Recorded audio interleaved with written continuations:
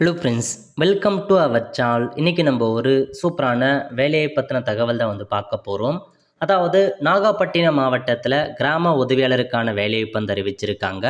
இப்போ அந்த வேலைக்கு யார் யாரெல்லாம் அப்ளை பண்ணலாம், இதுக்கு தேவையான எலிஜிபிலிட்டி என்ன, இதை பற்றின மொத்த இன்ஃபர்மேஷன் தான் இந்த வீடியோ பார்க்க போகிறோம்.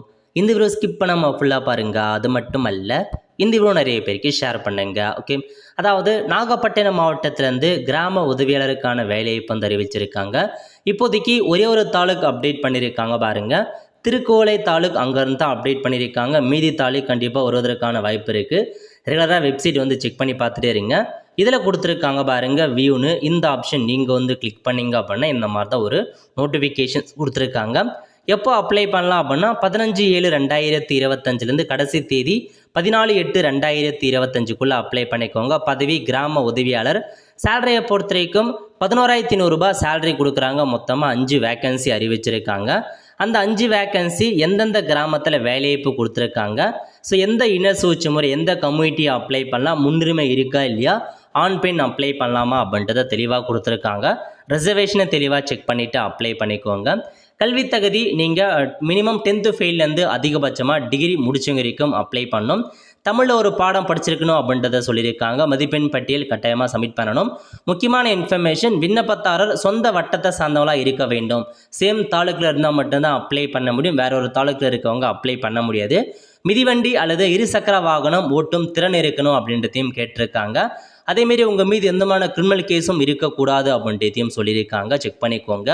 அதுக்கப்புறம் ஏஜ்மெண்ட்டை பொறுத்த வரைக்கும் மினிமம் 21 வயசுக்குள்ளே இருக்கவங்க அப்ளை பண்ணலாம். அதிகபட்சமாக ஓசி கேட்டகரி 32 வயசுக்குள்ளே இருக்கவங்களும், BC MBC DNC SC ST 37 வயசுக்குள்ளே இருக்கவங்களும் இந்த வேலைக்கு அப்ளை பண்ணலாம்.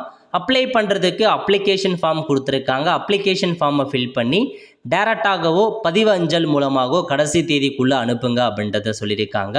அனுப்ப வேண்டிய முகவரி அட்ரஸ் கொடுத்துருக்காங்க. இந்த அட்ரஸுக்கு அனுப்பி வச்சுக்கோங்க. ஸோ விண்ணப்பத்தார டாக்குமெண்ட்டை பொறுத்த வரைக்கும் எஜுகேஷன் குவாலிஃபிகேஷன் டாக்குமெண்ட் கேட்டிருக்காங்க. இருப்பிட சர்டிஃபிகேட், ஆதார் அட்டை, டிரைவிங் லைசன்ஸ், கம்யூனிட்டி சர்டிஃபிகேட், முன்னுரிமை இருக்குது அப்படின்னா அதுக்கான டாக்குமெண்ட், ரேஷன் கார்டு, இந்த எல்லா டாக்குமெண்ட்ஸுமே நீங்கள் கொண்டு போயிட்டு அப்ளை பண்ணணும். ஏதாச்சும் சந்தேகம் இருக்குது அப்படின்னா வட்டாட்சியர் அணுகு நீங்கள் சந்தேகத்தை கிளியர் பண்ணிக்கலாம் அப்படின்றதையும் கொடுத்துருக்காங்க.